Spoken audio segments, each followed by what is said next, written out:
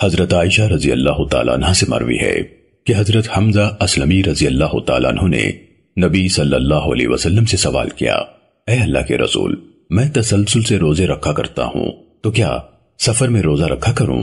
آپ صلی اللہ علیہ وسلم نے فرمایا، چاہو تو رکھ لو اور اگر چاہو تو افطار کر لو۔ سننے ابو داود حدیث نمبر 2402۔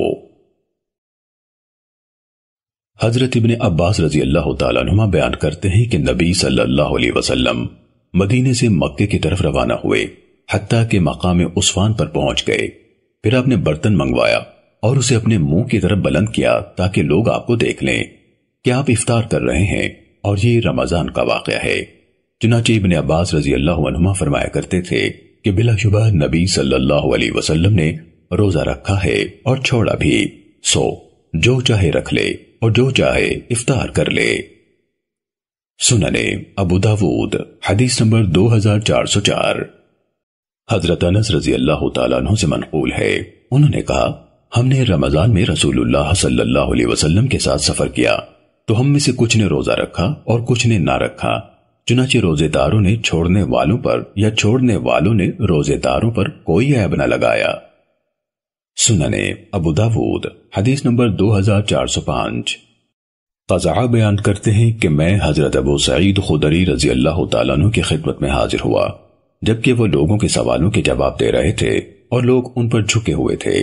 میں نے بھیڑ کے چھٹ جانے کا انتظار کیا۔ جب وہ اکیلے ہو گئے تو میں نے ان سے سفر میں رمضان کے روزوں کے متعلق دریافت کیا تو انہوں نے کہا کہ فتح مکہ کے سال ہم نبی صلی اللہ علیہ وسلم کے ساتھ روانہ ہوئے، آپ نے روزے رکھے تو ہم بھی رکھتے رہے حتیٰ کہ ایک منزل پر پہنچے تو آپ نے فرمایا، تم لوگ اب اپنے دشمن کے قریب آ گئے ہو اور افطار کرنا تمہارے لیے زیادہ قوت کا باعث ہے۔ تو ہم میں سے کچھ نے روزہ رکھا اور کچھ نے افطار کر لیا۔ پھر ہم چلے اور ایک منزل پر پڑاؤ کیا تو آپ نے فرمایا، تم لوگ صبح کو اپنے دشمن کے مقابل آنے والے ہو اور افطار کرنا تمہارے لیے زیادہ قوت کا باعث ہے، سو افطار کر لو۔ چنانچہ یہ حکم رسول اللہ صلی اللہ علیہ وسلم کی طرف سے تاکیدی تھا۔ ابو سعید رضی اللہ تعالیٰ عنہ نے کہا، مجھے یاد ہے کہ میں نے نبی صلی اللہ علیہ وسلم کے ساتھ اس سے پہلے روزے رکھے ہیں اور بعد میں بھی۔ سننے ابو داود حدیث نمبر 2406۔ حضرت جابر بن عبداللہ رضی اللہ تعالیٰ عنہ کا بیان ہے کہ رسول اللہ صلی اللہ علیہ وسلم نے دیکھا کہ ایک شخص کو سایہ کیا جا رہا ہے اور لوگ اس پر ازدحام کیے ہوئے ہیں۔ روزے اور گرمی کے باعث وہ غش کھا گیا تھا تو آپ صلی اللہ علیہ وسلم نے فرمایا، سفر میں روزہ رکھنا کوئی نیکی کا کام نہیں ہے۔ سننے ابو داود حدیث نمبر 2407۔ حضرت انس بن مالک کعبی سے روایت ہے اور یہ بنی عبداللہ بن کعب کے خاندان سے ہیں جو کہ بنی قشیر کے بھائی تھے۔ انس بن مالک رضی اللہ تعالیٰ عنہ جو نبی صلی اللہ علیہ وسلم کے خادم تھے، وہ خزرجی انصاری ہیں۔ کہا کہ رسول اللہ صلی اللہ علیہ وسلم کے سواروں نے ہم پر حملہ کر دیا تو میں رسول اللہ صلی اللہ علیہ وسلم کی خدمت میں پہنچا اور دیکھا کہ آپ کچھ تناول فرما رہے ہیں۔ آپ نے فرمایا، آؤ بیٹھو اور ہمارے اس طعام میں سے کچھ کھا لو۔ میں نے عرض کیا، میں روزے سے ہوں۔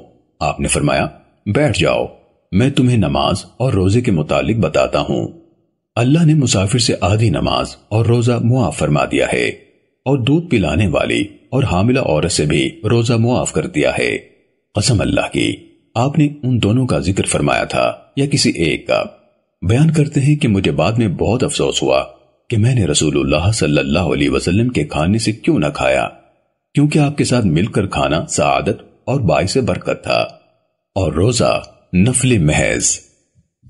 سننے ابو داود حدیث نمبر 2408۔ حضرت ابو درداء رضی اللہ تعالیٰ عنہ سے مروی ہے کہ ہم ایک بار سخت گرمی میں رسول اللہ صلی اللہ علیہ وسلم کے ساتھ کسی غزوے کے لیے روانہ ہوئے۔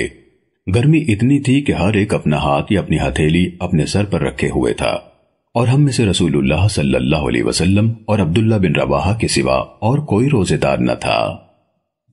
سننے ابو داود حدیث نمبر 2409۔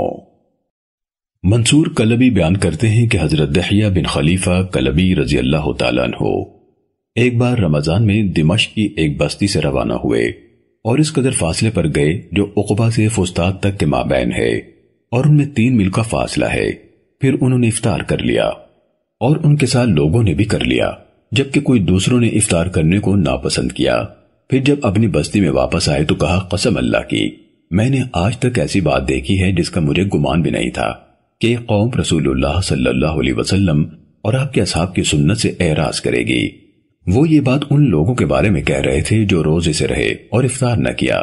پھر اس موقع پر دعا کرتے ہوئے کہا، اے اللہ مجھے اپنی طرف اٹھا لے۔ سننے ابو داود حدیث نمبر 2413۔ جناب نافع رحمہ اللہ سے مروی ہے کہ حضرت ابن عمر رضی اللہ تعالیٰ عنہما غابہ کی طرف تشریف لے جاتے تو سفر میں نہ افطار کرتے اور نہ قصر۔ سننے ابو داود حدیث نمبر 2414۔ ابو عبید کہتے ہیں کہ میں عید کے روز حضرت عمر رضی اللہ تعالیٰ عنہ کے ہاں حاضر تھا۔ آپ نے پہلے نماز پڑھائی، پھر خطبہ دیا اور کہا، رسول اللہ صلی اللہ علیہ وسلم نے عید کے ان 2 دنوں میں روزے سے منع فرمایا ہے۔ قربانی کے دن میں تم اپنی قربانیوں کے گوشت کھاتے ہو اور عید فطر میں تم روزوں سے فارغ ہوتے ہو۔ سننے ابو داود حدیث نمبر 2416۔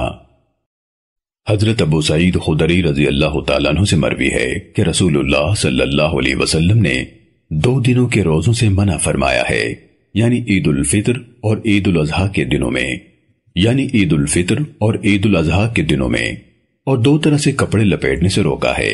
ایک یوں کہ کوئی پوری طرح سے کپڑے میں ایسے لپٹ جائے کہ کوئی عضو بھی اس سے باہر نہ رہے، جسے پنجابی میں بولی بکل کہتے ہیں، اور دوسری صورت یوں کہ اپنے اوپر کپڑا لپیٹ کر اس طرح بیٹھے کہ ایک جانب سے شرمگاہ کو ننگا کر دے، اور 2 وقت میں نماز پڑھنے سے بھی منع فرمایا ہے، یعنی نماز فجر اور نماز عصر کے بعد۔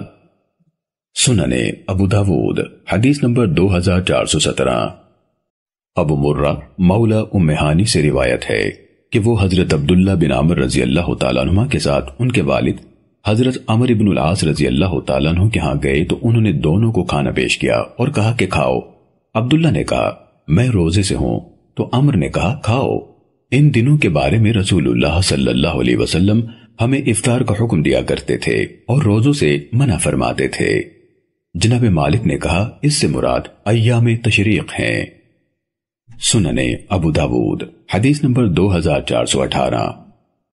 حضرت عقبہ بن عامر رضی اللہ تعالیٰ عنہ بیان کرتے ہیں کہ رسول اللہ صلی اللہ علیہ وسلم نے فرمایا، یوم عرفہ یعنی 9ویں ذی الحج، یوم نحر یعنی 10ویں ذی الحج، قربانی کا دن اور ایام تشریق ہم اہل اسلام کے عید کے ایام ہیں، یہ کھانے اور پینے کے دن ہیں۔ سننے ابو داود حدیث نمبر 2419۔ حضرت ابو ہریرہ رضی اللہ تعالیٰ عنہ سے مروی ہے، رسول اللہ صلی اللہ علیہ وسلم نے فرمایا، تم میں سے کوئی شخص جمعے کا روزہ نہ رکھے مگر یہ کہ اس سے پہلے ایک دن روزہ رکھے یا ایک دن بعد۔ سننے ابو داود حدیث نمبر 2420۔ جناب عبداللہ بن بسر سلمی کی ہمشیرہ سما رضی اللہ تعالیٰ عنہ سے مروی ہے، نبی صلی اللہ علیہ وسلم نے فرمایا، ہفتے کے دن کا روزہ نہ رکھو سوائے ان ایام کے جن میں تم پر یہ فرض ہوں۔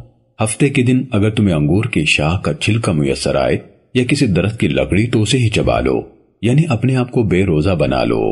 امام ابو داود رحمہ اللہ نے کہا، عبداللہ بن بسر حمصی ہیں اور یہ حدیث منسوخ ہے، اس کو حضرت جویریہ کی حدیث نے جو آگے آ رہی ہے منسوخ کر دیا ہے۔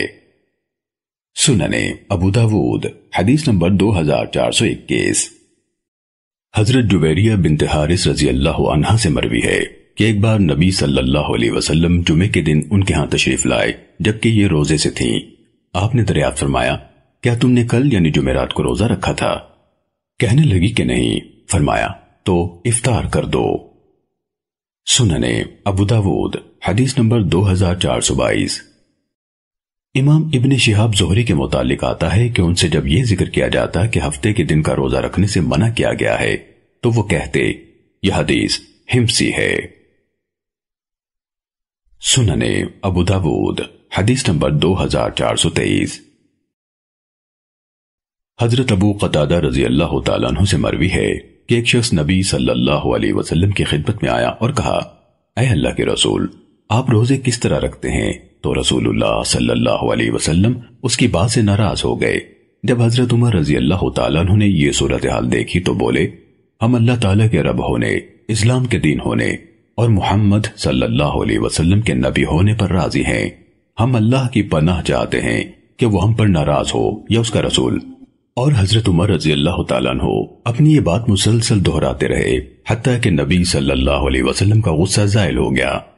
پھر حضرت عمر رضی اللہ تعالیٰ عنہ نے کہا، اے اللہ کے رسول، وہ آدمی کیسا ہے جو ہمیشہ ہی روزے سے رہتا ہو؟ آپ نے فرمایا، اس نے روزہ رکھا نہ افطار کیا۔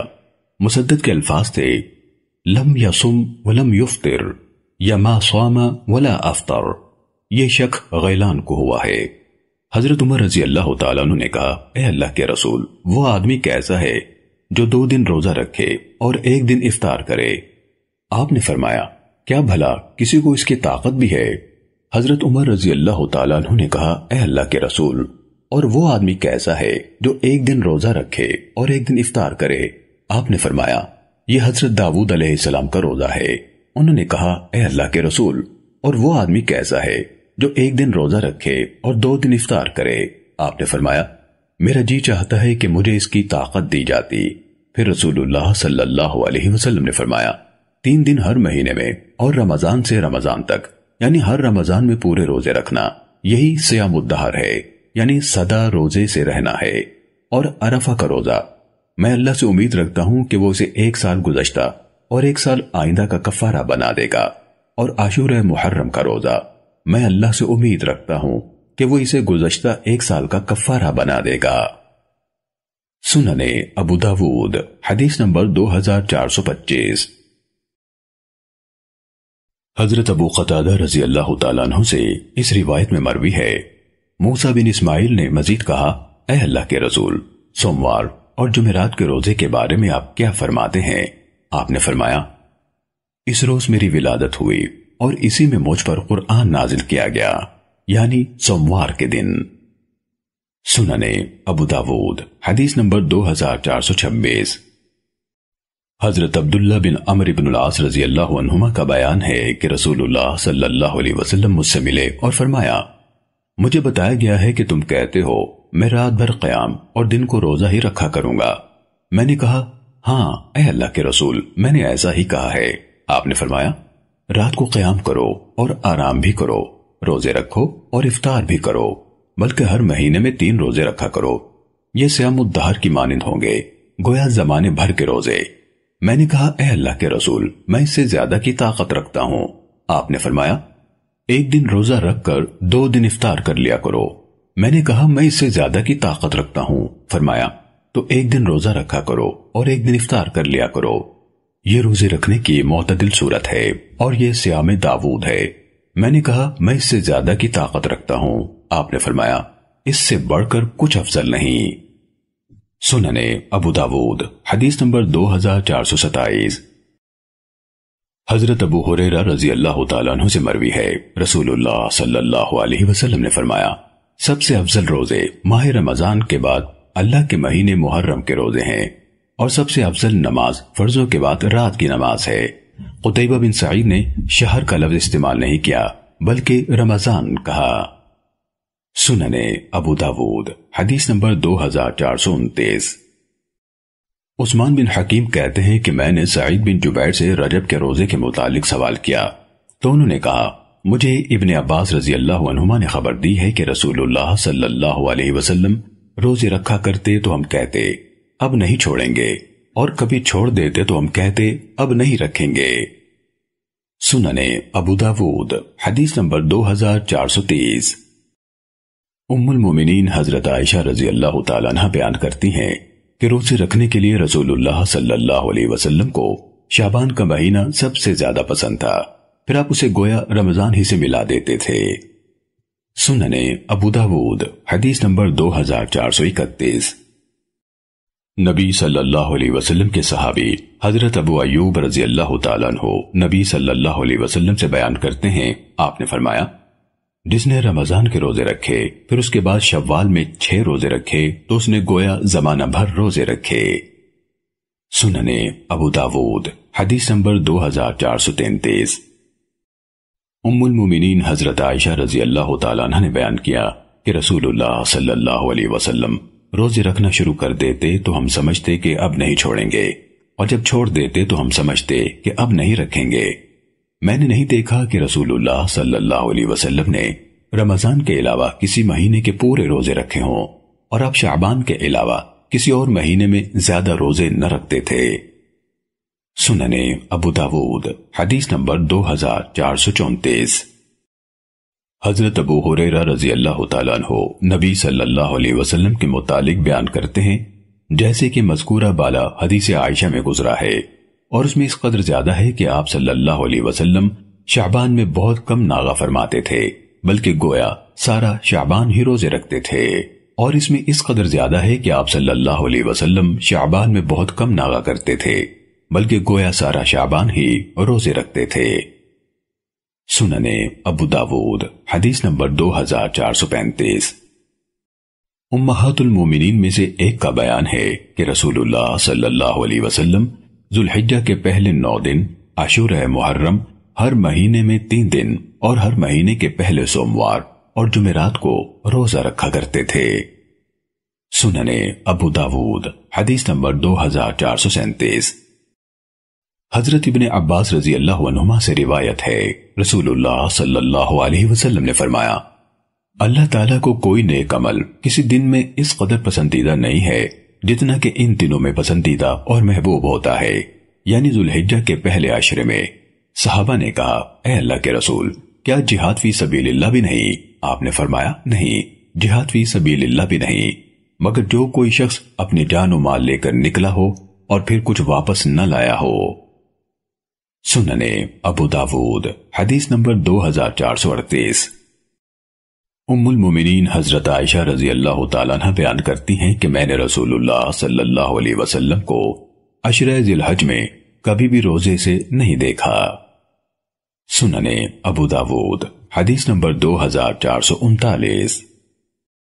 حضرت ابو ہریرہ رضی اللہ تعالیٰ عنہ نے بیان کیا کہ رسول اللہ صلی اللہ علیہ وسلم نے منع فرمایا ہے کہ عرفہ کے روز عرفات میں روزہ رکھا جائے۔ سننے ابو داود حدیث نمبر 2440۔ حضرت ام فضل بنت حارث رضی اللہ تعالیٰ عنہ سے مروی ہے کہ عرفہ کے روز ان کے ہاں کچھ لوگوں نے رسول اللہ صلی اللہ علیہ وسلم کے روزے کے بارے میں اختلاف کیا۔ کچھ نے کہا آپ روزے سے ہیں اور کچھ نے کہا آپ روزے سے نہیں ہیں، چنانچہ میں نے آپ کی خدمت میں دودھ کا ایک پیالہ بھیج دیا، جبکہ آپ عرفہ کے میدان میں اپنے اونٹ پر سوار وقوف فرمائے ہوئے تھے، تو آپ نے وہ نوش فرما لیا، اور اس طرح معلوم ہو گیا کہ آپ نے روزہ نہیں رکھا ہے۔ سننے ابو داود حدیث نمبر 2441۔ ام المومنین حضرت عائشہ رضی اللہ تعالیٰ عنہ بیان کرتی ہیں کہ عاشورہ یعنی 10ویں محرم کا دن ایسا تھا کہ اہل قریش اسلام سے پہلے اس کا روزہ رکھا کرتے تھے، اور رسول اللہ صلی اللہ علیہ وسلم بھی نبوت سے پہلے یہ روزہ رکھتے تھے۔ جب رسول اللہ صلی اللہ علیہ وسلم مدینہ منورہ تشریف لائے تو آپ نے اس دن کا روزہ رکھا اور مسلمانوں کو بھی اس کا حکم دیا۔ پس جب رمضان فرض ہوا تو وہی فریضہ ہو گیا اور عاشورہ چھوڑ دیا گیا، جو چاہتا رکھ لیتا اور جو چاہتا نہ رکھتا۔ سننے ابو داود حدیث نمبر 2442۔ حضرت ابن عمر رضی اللہ تعالیٰ عنہ کا بیان ہے کہ اسلام سے پہلے ہم 10ویں محرم کو روزہ رکھا کرتے تھے۔ جب رمضان کا حکم نازل ہوا تو رسول اللہ صلی اللہ علیہ وسلم نے فرمایا، یہ اللہ کے دنوں میں سے ایک دن ہے، جو چاہے اس کا روزہ رکھ لے اور جو چاہے چھوڑ دے۔ سننے ابو داود حدیث نمبر 2443۔ حضرت ابن عباس رضی اللہ تعالیٰ عنہ سے مروی ہے کہ نبی صلی اللہ علیہ وسلم جب مدینہ منورہ تشریف لائے تو دیکھا کہ یہود عاشورے کا روزہ رکھتے ہیں۔ ان سے اس کے بارے میں پوچھا گیا تو انہوں نے کہا، یہ دن وہ ہے کہ جس میں اللہ تعالیٰ نے موسیٰ علیہ السلام کو فرعون پر غالب فرمایا تھا، اور ہم اس کی تعظیم میں روزہ رکھتے ہیں۔ تو رسول اللہ صلی اللہ علیہ وسلم نے فرمایا، ہم تمہاری نسبت موسیٰ علیہ السلام سے زیادہ قریب ہیں، اور اس دن کے روزے کا حکم ارشاد فرمایا۔ سننے ابو داود حدیث نمبر 2444۔ حضرت عبداللہ بن عباس رضی اللہ عنہما بیان کرتے ہیں کہ جب نبی صلی اللہ علیہ وسلم نے عاشورے کا روزہ رکھا اور ہمیں بھی اس کا حکم دیا تو صحابہ نے کہا، اے اللہ کے رسول، اس دن کی یہود و نصارہ تعظیم کرتے ہیں، تو رسول اللہ صلی اللہ علیہ وسلم نے فرمایا، جب اگلا سال آئے گا تو ہم 9ویں تاریخ کا بھی روزہ رکھیں گے، مگر اگلا سال نہ آیا کہ رسول اللہ صلی اللہ علیہ وسلم کی وفات ہو گئی۔ سننے ابو داود حدیث نمبر 2445۔ حکم بن اعرج بیان کرتے ہیں کہ میں حضرت ابن عباس رضی اللہ تعالیٰ عنہ کی خدمت میں حاضر ہوا تو آپ مسجد حرام میں اپنی چادر کا تکیہ بنائے ہوئے تھے۔ میں نے ان سے عاشورہ محرم کے روزے کے متعلق پوچھا۔ آپ نے فرمایا، جب تم محرم کا چاند دیکھو تو شمار کرو، جب 9ویں تاریخ ہو تو روزہ رکھو۔ میں نے کہا، کیا محمد صلی اللہ علیہ وسلم ایسے ہی روزہ رکھا کرتے تھے؟ انہوں نے کہا، محمد صلی اللہ علیہ وسلم ایسے ہی روزہ رکھا کرتے تھے۔ سننے ابو داود حدیث نمبر 2446۔ حضرت عبداللہ بن عمر رضی اللہ تعالیٰ عنہ بیان کرتے ہیں، رسول اللہ صلی اللہ علیہ وسلم نے مجھ سے فرمایا، اللہ تعالیٰ کے نزدیک سب سے زیادہ پسندیدہ روزے حضرت داؤد علیہ السلام کے ہیں، اور سب سے پسندیدہ نماز اللہ تعالیٰ کے ہاں داؤد علیہ السلام کی نماز ہے۔ وہ آدھی رات سوتے، پھر تہائی رات قیام کرتے، اور پھر اس کا چھٹا حصہ سوتے تھے، اور وہ ایک دن افطار اور ایک دن روزہ رکھا کرتے تھے۔ سننے ابو داود حدیث نمبر 2448۔ حضرت عبداللہ بن مسعود رضی اللہ تعالیٰ عنہ بیان کرتے ہیں کہ رسول اللہ صلی اللہ علیہ وسلم ہر مہینے کی ابتدا میں 3 دن روزے رکھا کرتے تھے۔ سننے ابو داود حدیث نمبر 2450۔ ام المومنین حضرت حفصہ رضی اللہ تعالیٰ عنہ بیان کرتی ہیں کہ رسول اللہ صلی اللہ علیہ وسلم مہینے میں 3 روزے رکھا کرتے تھے، پہلے سوموار اور جمعرات کو، اور اگلے ہفتے میں دوسرے سوموار کو۔ اس طرح کل 3 روزے ہو جاتے ہیں۔ سننے ابو داود حدیث نمبر 2451۔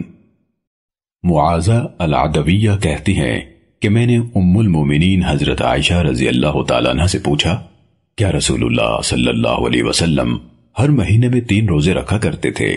انہوں نے کہا، ہاں۔ میں نے کہا، مہینے کی کن تاریخوں یا دنوں میں روزے رکھا کرتے تھے؟ انہوں نے کہا، آپ صلی اللہ علیہ وسلم تاریخوں یا دنوں کی پرواہ نہ کرتے تھے، یعنی کوئی خاص ایام مقرر نہ تھے، جب چاہتے روزہ رکھ لیا کرتے۔ سننے ابو داود حدیث نمبر 2453۔ ام المومنین حضرت عائشہ رضی اللہ تعالیٰ عنہ بیان کرتی ہیں کہ رسول اللہ صلی اللہ علیہ وسلم جب میرے ہاں تشریف لاتے تو دریافت فرماتے، کیا تمہارے ہاں کوئی کھانا ہے؟ جب ہم کہتے کہ نہیں ہے تو آپ فرماتے، میں روزہ رکھ لیتا ہوں۔ وکی نے مزید بیان کیا کہ آپ صلی اللہ علیہ وسلم ایک دوسرے موقع پر ہمارے پاس تشریف لائے۔ ہم نے عرض کیا، اے اللہ کے رسول، ہمیں حیث یعنی ایک خاص عربی طعام کا ہدیہ بھیجا گیا ہے جو ہم نے آپ کے لیے سنبھال رکھا ہے۔ آپ نے فرمایا، ادھر لے آؤ۔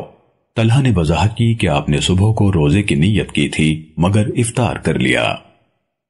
سننے ابو داود حدیث نمبر 2455۔ حضرت ابو ہریرہ رضی اللہ تعالیٰ عنہ بیان کرتے ہیں، رسول اللہ صلی اللہ علیہ وسلم نے فرمایا، عورت کو روا نہیں کہ شوہر موجود ہو تو اس کی اجازت کے بغیر روزہ رکھے، مگر یہ کہ رمضان کے روزے ہوں، اور ایسے ہی روا نہیں کہ شوہر موجود ہو تو اس کی اجازت کے بغیر کسی کو گھر میں آنے دے۔ سننے ابو داود حدیث نمبر 2458۔ حضرت ابو ہریرہ رضی اللہ تعالیٰ عنہ بیان کرتے ہیں، رسول اللہ صلی اللہ علیہ وسلم نے فرمایا، جب تم میں سے کسی کو کھانے کی دعوت ملے تو چاہیے کہ قبول کر لے، اگر روزے سے نہ ہو تو کھانا کھا لے، اور اگر روزہ رکھا ہوا ہو تو مجلس میں حاضر ہو اور صاحب طعام کے لیے دعا کرے۔ ہشام بن حسان نے وضاحت کی کہ اس حدیث میں صلاح کے معنی دعا کرنا ہے۔ امام ابو داود رحمہ اللہ کہتے ہیں کہ اس حدیث کو حفص بن غیاث نے بھی ہشام سے روایت کیا ہے۔ سننے ابو داود حدیث نمبر 2460۔ حضرت ابو ہریرہ رضی اللہ تعالیٰ عنہ کا بیان ہے، رسول اللہ صلی اللہ علیہ وسلم نے فرمایا، جب تم میں سے کسی کو کھانے میں بلایا جائے اور اس نے روزہ رکھا ہوا ہو تو کہہ دے کہ میں روزے سے ہوں۔ سننے ابو داود حدیث نمبر 2461۔ ام المومنین حضرت عائشہ رضی اللہ تعالیٰ عنہ بیان کرتی ہیں کہ نبی صلی اللہ علیہ وسلم رمضان المبارک کے آخری دہے میں اعتکاف کیا کرتے تھے۔ آخر حیات تک آپ کا یہ معمول رہا۔ آپ کے بعد پھر آپ کے ازواج مطہرات بھی اعتکاف بیٹھا کرتی تھی۔ سننے ابو داود حدیث نمبر 2462۔ حضرت ابی بن کعب رضی اللہ تعالیٰ عنہ سے مروی ہے کہ نبی صلی اللہ علیہ وسلم رمضان کا آخری عشرہ اعتکاف فرمایا کرتے تھے۔ ایک سال آپ اعتکاف نہ بیٹھ سکے تو اگلے سال آپ نے 20 رات تک اعتکاف فرمایا۔ سننے ابو داود حدیث نمبر 2463۔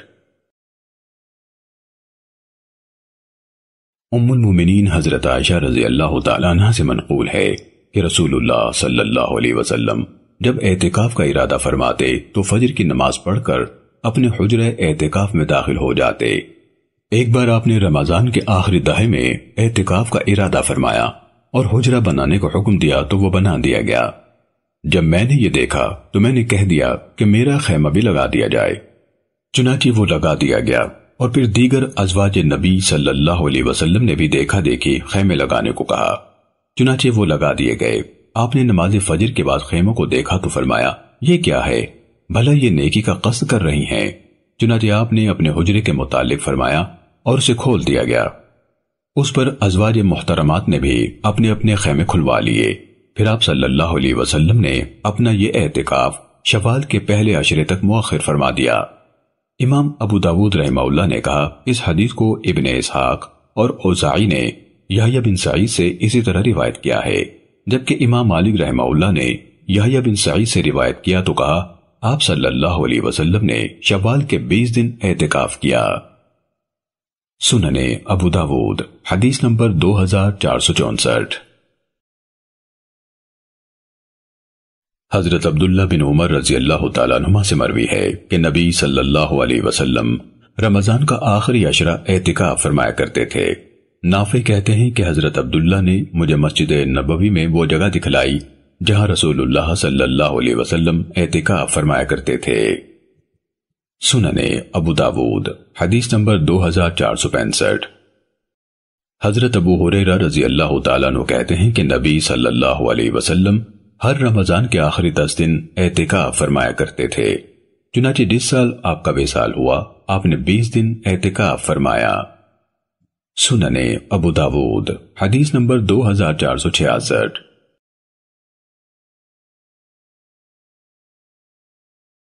حضرت عائشہ رضی اللہ تعالیٰ عنہ بیان کرتی ہیں کہ رسول اللہ صلی اللہ علیہ وسلم اعتکاف کے دوران میں اپنا سر مبارک میری طرف جھکا دیتے اور میں اس میں کنگھی کر دیتی، اور اب قضائے حاجت کے لیے ہی گھر میں تشریف لایا کرتے تھے۔ سننے ابو داود حدیث نمبر 2467۔ ابن شہاب زہری بواسطہ عروہ اور عمرہ حضرت عائشہ رضی اللہ تعالیٰ عنہ سے اور وہ نبی صلی اللہ علیہ وسلم سے مذکورہ بالا حدیث کی مانند روایت کرتی ہیں۔ امام ابو داود رحمہ اللہ فرماتے ہیں، اور ایسے ہی یونس نے بھی زہری سے روایت کیا ہے، اور کسی نے بھی عروہ عن عمرہ کی سند میں مالک کی مطابقت نہیں کی ہے۔ معمر اور زیاد بن سعد وغیرہ زہری عن عروہ عن عائشہ کی سند سے روایت کرتے ہیں۔ سننے ابو داود حدیث نمبر 2468۔ حضرت عائشہ رضی اللہ تعالیٰ عنہ سے روایت ہے کہ رسول اللہ صلی اللہ علیہ وسلم مسجد میں اعتکاف میں ہوتے، آپ حجرے میں سے اپنا سر میری طرف کر دیتے اور میں آپ کا سر دھو دیتی۔ مسدد کے الفاظ ہیں، میں آپ کی کنگھی کر دیتی جبکہ میں حائضہ ہوتی۔ سننے ابو داود حدیث نمبر 2469۔ ام المومنین حضرت صفیہ رضی اللہ تعالیٰ عنہ کا بیان ہے کہ رسول اللہ صلی اللہ علیہ وسلم اعتکاف میں تھے اور میں رات کے وقت آپ کی زیارت کے لیے حاضر ہوئی۔ میں آپ سے باتیں کرتی رہی، پھر میں واپس آنے کے لیے اٹھی تو آپ بھی مجھے واپس چھوڑنے کے لیے کھڑے ہو گئے، جبکہ میری رہائش حضرت اسامہ بن زید رضی اللہ تعالیٰ عنہ کے احاطے میں تھی۔ تو ہمارے پاس سے 2 انصاری گزرے، جب انہوں نے نبی صلی اللہ علیہ وسلم کو دیکھا تو وہ جلدی جلدی چلنے لگے۔ نبی صلی اللہ علیہ وسلم نے انہیں فرمایا، رک جاؤ، یہ میرے ساتھ میری اہلیہ صفیہ بنت حیی ہیں۔ ان دونوں نے کہا، سبحان اللہ، اے اللہ کے رسول، آپ کو کسی قسم کی وضاحت کرنے کی ضرورت ہی نہیں۔ آپ نے فرمایا، بلا شبہ شیطان انسان کے جسم میں ایسے چلتا ہے جیسے خون۔ مجھے اندیشہ ہوا کہ کہیں وہ تمہارے دلوں میں کچھ ڈال نہ دے، یا فرمایا برائی نہ ڈال دے۔ سننے ابو داود حدیث نمبر 2470۔ شعیب زہری سے ان کی سند سے یہ روایت بیان کرتے ہیں، حضرت صفیہ بیان کرتی ہیں کہ جب آپ مسجد کے دروازے کے قریب پہنچے جو کہ حضرت ام سلمہ رضی اللہ تعالیٰ عنہ کے گھر کے دروازے کے پاس تھا، تو آپ کے پاس سے 2 آدمی گزرے اور مذکورہ بالا حدیث کے ہم معنی بیان کیا۔ سننے ابو داود حدیث نمبر 2471۔ حضرت عائشہ رضی اللہ تعالیٰ عنہ بیان کرتی ہیں کہ نبی صلی اللہ علیہ وسلم کی ازواج سے ایک نے آپ کے ساتھ اعتکاف کیا، اسے زردی مائل یا سرخ سا خون آتا تھا، یعنی استحاضے کی وجہ سے، تو ہم کبھی اس کے نیچے لگن بھی رکھ دیا کرتے تھے اور وہ نماز پڑھا کرتی تھی۔ سننے ابو داود حدیث نمبر 2476۔ حضرت ابو سعید خدری رضی اللہ تعالیٰ عنہ سے روایت ہے کہ ایک دیہاتی نے نبی صلی اللہ علیہ وسلم سے ہجرت کے متعلق دریافت کیا، مدینہ منورہ میں سکونت کے لیے بیعت کرنی چاہیے؟ آپ نے فرمایا، یعنی مدینہ منورہ میں سکونت کے لیے بیعت کرنا چاہیے؟ آپ نے فرمایا، تم پر افسوس، ہجرت کا معاملہ انتہائی سخت ہے، کیا تمہارے پاس اونٹ ہیں؟ اس نے کہا ہاں۔ آپ نے پوچھا، ان کی زکوٰۃ دیتے ہو؟ اس نے کہا ہاں۔ آپ نے فرمایا، بستیوں کے پیچھے عمل کیے جاؤ، اللہ تعالیٰ تمہارے عمل میں کوئی کمی نہیں کرے گا۔ سننے ابو داود حدیث نمبر 2477۔ مقدام بن شریح اپنے والد سے روایت کرتے ہیں کہ میں نے حضرت عائشہ رضی اللہ تعالیٰ عنہ سے پوچھا کہ بستی اور دیہات میں سکونت اختیار کرنا کیسا ہے؟ تو انہوں نے کہا، رسول اللہ صلی اللہ علیہ وسلم کبھی کبھار ان ٹیلوں اور میدانوں کی طرف چلے جایا کرتے تھے۔ آپ نے ایک بار باہر جانے کا ارادہ فرمایا اور میری طرف صدقے کے اونٹوں میں سے ایک جوان اونٹنی بھیجی کہ سواری کے دوران میں اس پر کچھ سختی کرنی پڑی، تو آپ نے فرمایا، عائشہ نرم خوئی سے کام لو، نرمی جس چیز میں بھی آ جائے وہ مزین ہو جاتی ہے، اور جس سے نکال لی جائے وہ عیبدار ہو جاتی ہے۔ سننے ابو داود حدیث نمبر 2478۔ حضرت معاویہ رضی اللہ تعالیٰ عنہ سے مروی ہے، وہ کہتے ہیں کہ میں نے رسول اللہ صلی اللہ علیہ وسلم کو سنا، آپ فرماتے تھے، ہجرت ختم نہیں ہو سکتی حتیٰ کہ توبہ منقطع ہو جائے، اور توبہ اس وقت تک منقطع نہیں ہوگی حتیٰ کہ سورج مغرب سے طلوع ہو۔ سننے ابو داود حدیث نمبر 2479۔ حضرت ابن عباس رضی اللہ تعالیٰ عنہ بیان کرتے ہیں کہ رسول اللہ صلی اللہ علیہ وسلم نے فتح مکہ کے روز فرمایا، اب ہجرت نہیں ہے لیکن جہاد اور نیت باقی ہے، جب تمہیں جہاد کے لیے دعوت دی جائے تو نکل کھڑے ہو۔ سننے ابو داود حدیث نمبر 2480۔ عامر شعبی نے کہا، ایک شخص حضرت عبداللہ بن عمر رضی اللہ تعالیٰ عنہ کے پاس آیا، جبکہ ان کے پاس کچھ اور لوگ بھی موجود تھے، وہ بھی ان کے پاس بیٹھ گیا اور کہا، مجھے کوئی ایسی بات بتائیں جو آپ نے رسول اللہ صلی اللہ علیہ وسلم سے سنی ہو۔ تو حضرت عبداللہ بن عمر رضی اللہ تعالیٰ عنہ نے کہا، میں نے رسول اللہ صلی اللہ علیہ وسلم کو سنا، آپ فرماتے تھے، مسلمان وہ ہے جس کی زبان اور ہاتھ سے دوسرے مسلمان محفوظ ہوں، اور مہاجر وہ ہے جو اللہ کے منع کیے ہوئے کاموں سے باز رہے۔ سننے ابو داود حدیث نمبر 2481۔ حضرت عبداللہ بن عمر رضی اللہ عنہما سے روایت ہے، کہتے ہیں کہ میں نے رسول اللہ صلی اللہ علیہ وسلم کو سنا، آپ فرماتے تھے، ہجرت کے بعد ہجرت ہوتی رہے گی، زمین کے باسیوں میں سب سے بہتر وہ لوگ ہوں گے جو حضرت ابراہیم علیہ السلام کے دار ہجرت کو اختیار کیے ہوں گے، اور قرب قیامت کے وقت برے لوگ ہی رہ جائیں گے، ان کی زمینیں انہیں نکال باہر پھینکیں گی، اللہ عز و جل بھی انہیں برا جانے گا، اور آگ ان لوگوں کو بندروں اور خنزیروں کے ساتھ جمع کرے گی۔ سننے ابو داود حدیث نمبر 2482۔ حضرت عبداللہ بن حوالہ رضی اللہ تعالیٰ عنہ بیان کرتے ہیں، رسول اللہ صلی اللہ علیہ وسلم نے فرمایا، حالات اس طرح ہو جائیں گے کہ تم لوگ مختلف گروہوں اور لشکروں میں جمع ہو جاؤ گے، ایک لشکر شام میں ہوگا، ایک یمن میں اور ایک عراق میں۔ ابن حوالہ کہتے ہیں، میں نے عرض کیا، اے اللہ کے رسول، میرے لیے منتخب فرما دیجئے، اگر یہ حالات پاؤں تو کہاں سکونت اختیار کروں؟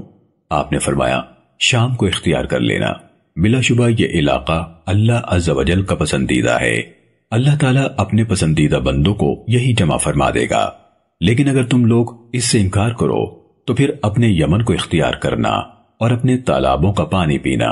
بلا شبہ اللہ تعالیٰ نے مجھے شام اور اہل شام کے متعلق فتنوں سے حفاظت کی ضمانت دی ہے۔ سنن ابو داود حدیث نمبر 2483۔ حضرت عمران بن حسین رضی اللہ تعالیٰ عنہ کا بیان ہے، رسول اللہ صلی اللہ علیہ وسلم نے فرمایا، میری امت کا ایک گروہ ہمیشہ حق کے لیے قتال کرتا رہے گا اور وہ اپنے مقابل آنے والوں پر غالب رہیں گے، حتیٰ کہ ان کا آخری گروہ مسیحی دجال سے لڑائی کرے گا۔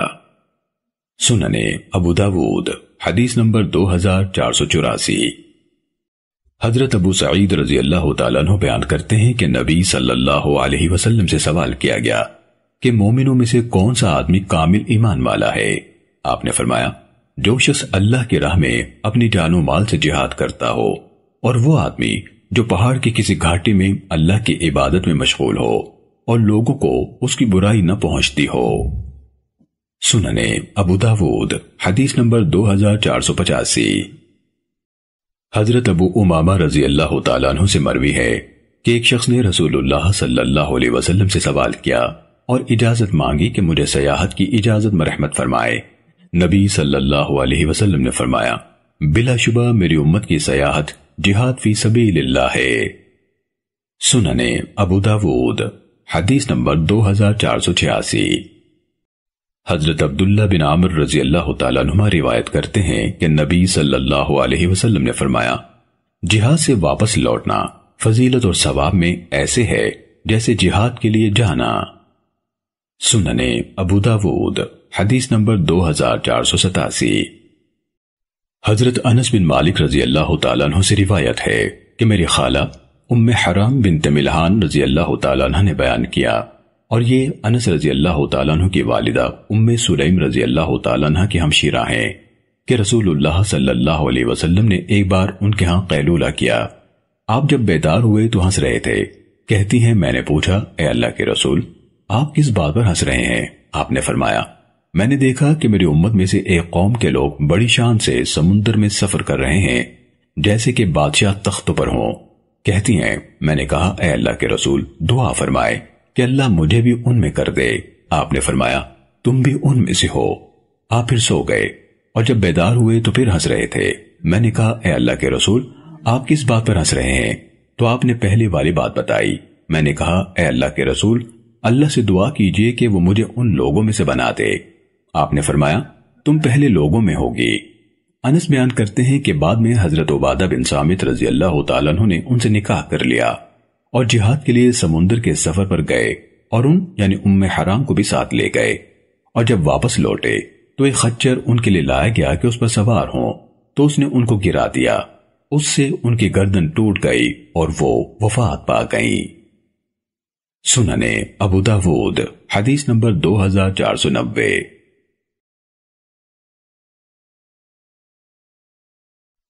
حضرت انس بن مالک رضی اللہ تعالیٰ عنہ سے مروی ہے کہ رسول اللہ صلی اللہ علیہ وسلم جب قباء تشریف لے جاتے تو ام حرام بنت ملحان رضی اللہ تعالیٰ عنہ کے ہاں بھی جاتے، اور وہ حضرت عبادہ بن صامت رضی اللہ تعالیٰ عنہ کی زوجیت میں تھی۔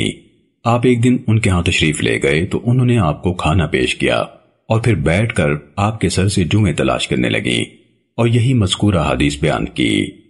امام ابو داود رحمہ اللہ کہتے ہیں، بنت ملحان کی وفات قبرص میں ہوئی تھی۔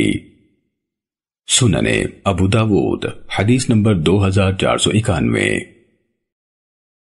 حضرت ام سلیم رضی اللہ تعالیٰ عنہ کی ہمشیرہ رمیسہ سے روایت ہے کہ نبی صلی اللہ علیہ وسلم سو گئے پھر جاگے، جبکہ یہ اپنا سر دھو رہی تھیں۔ آپ جاگے تو ہنس رہے تھے۔ اس نے کہا، اے اللہ کے رسول، کیا میرے سر پر ہنس رہے ہیں؟ آپ نے فرمایا، نہیں، اور پوری حدیث بیان کی جس میں کچھ کمی بیشی ہے۔ امام ابو داود رحمہ اللہ فرماتے ہیں، رمیسہ ام سلیم رضی اللہ تعالیٰ عنہ کی رضائی بہن ہے اور یہی ام حرام بنت ملحان ہے۔ سنن ابو داود حدیث نمبر 2492۔ حضرت ام حرام رضی اللہ تعالیٰ عنہ نبی صلی اللہ علیہ وسلم سے روایت کرتی ہیں، آپ نے فرمایا، سمندر کے سفر میں جس کا سر چکرائے اور قے آ جائے تو اس کے لیے ایک شہید کا ثواب ہے، اور جو ڈوب کر مر جائے اس کو 2 شہیدوں کا ثواب ہے۔ سننے ابو داود حدیث نمبر 2493۔ حضرت ابو امامہ باہلی رضی اللہ تعالیٰ عنہ رسول اللہ صلی اللہ علیہ وسلم سے بیان کرتے ہیں کہ آپ نے فرمایا، 3 قسم کے آدمیوں کا اللہ عز و جل ضامن ہے۔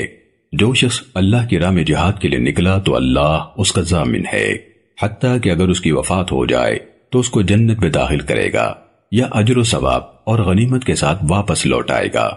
دوسرا وہ آدمی جو مسجد کی طرف گیا تو اللہ اس کا ضامن ہے، حتیٰ کہ اگر اس کی وفات ہو جائے تو اس کو جنت میں داخل کرے گا یا اجر و ثواب اور غنیمت کے ساتھ لوٹائے گا۔ اور تیسرا وہ آدمی جو سلام یا سلامتی کے ساتھ اپنے گھر میں داخل ہوا تو اللہ عز و جل اس کا ضامن ہے۔ سننے ابو داود حدیث نمبر 2494۔ حضرت ابو ہریرہ رضی اللہ تعالیٰ عنہ بیان کرتے ہیں، رسول اللہ صلی اللہ علیہ وسلم نے فرمایا، کافر اور اس کا قاتل یعنی مجاہد آگ میں کبھی بھی اکٹھے نہیں ہو سکتے۔ سننے ابو داود حدیث نمبر 2495۔ جنابی سلیمان ابن بریدہ اپنے والد بریدہ رضی اللہ تعالیٰ عنہ سے روایت کرتے ہیں کہ رسول اللہ صلی اللہ علیہ وسلم نے فرمایا، خانہ نشین لوگوں پر مجاہدین کی عورتوں کی عزت و حرمت ایسے واجب اور لازم ہے جیسے کہ ان کی اپنی مائیں ہوں۔ جو کوئی جہاد سے پیچھے رہے اور مجاہدین کے اہل میں خیانت یعنی بدنظری یا خباثت کا معاملہ کرے تو قیامت کے روز ایسے شخص کے لیے جھنڈا لگایا جائے گا اور اسے اہل محشر میں رسوا کرتے ہوئے مجاہد سے کہا جائے گا، یہی شخص ہے جو تیرے پیچھے تیرے اہل میں برائی کرتا رہا، اس کی نیکیوں میں سے جو لینا چاہتا ہے لے لے۔ پھر رسول اللہ صلی اللہ علیہ وسلم ہماری طرف متوجہ ہوئے اور فرمایا، تو تمہارا کیا خیال ہے، بھلا وہ کچھ چھوڑے گا؟ یعنی ہرگز نہیں، سبھی نیکیاں سمیٹ لے گا۔ امام ابو داود رحمہ اللہ بیان کرتے ہیں کہ راوی حدیث قعنب ایک نیک آدمی تھے۔ ابن ابی لیلہ نے ان کو قاضی بنانا چاہا تو انہوں نے انکار کر دیا اور کہا کہ مجھے 1 درہم کی کوئی معمولی چیز بھی لینی ہوتی ہے تو دوسرے آدمی کی مدد لیتا ہوں، تو قضاء و عدالت کی ذمہ داری کیسے اٹھا سکتا ہوں؟ انہوں نے کہا، ہم میں سے کون ہے جسے دوسرے کی مدد کی ضرورت نہ پڑتی ہو؟ انہوں نے کہا، اب تو اجازت دیں میں کچھ سوچ لوں۔ چنانچہ اجازت دی گئی تو چھپ گئے۔ سفیان بیان کرتے ہیں کہ اسی کیفیت میں تھے کہ گھر کی چھت گر پڑی اور اسے وفات پا گئے۔ سننے ابو داود حدیث نمبر 2496۔ حضرت عبداللہ بن عمر رضی اللہ تعالیٰ عنہ بیان کرتے ہیں، رسول اللہ صلی اللہ علیہ وسلم نے فرمایا، جو مجاہدین اللہ کی راہ میں جہاد کے لیے نکلتے ہیں اور غنیمت حاصل کر لیتے ہیں، وہ اپنے آخرت کے اجر میں سے 2/3 جلد ہی اس دنیا ہی میں پا لیتے ہیں اور 1/3 ان کے لیے باقی رہ جاتا ہے، اور اگر انہیں کوئی غنیمت نہ ملے تو ان کا کامل اجر قیامت تک کے لیے محفوظ ہو جاتا ہے۔ سننے ابو داود حدیث نمبر 2497۔ حضرت فضالہ بن عبید رضی اللہ تعالیٰ عنہ سے روایت ہے، رسول اللہ صلی اللہ علیہ وسلم نے فرمایا، ہر مرنے والے کا عمل اس کے مرنے پر ختم ہو جاتا ہے مگر مورچہ بند کہ اس کا عمل قیامت تک کے لیے بڑھتا رہتا ہے، اور وہ قبر کے عذاب یا منکر و نکیر کے سوال و جواب سے امن میں رہتا ہے۔ سننے ابو داود حدیث نمبر 2500۔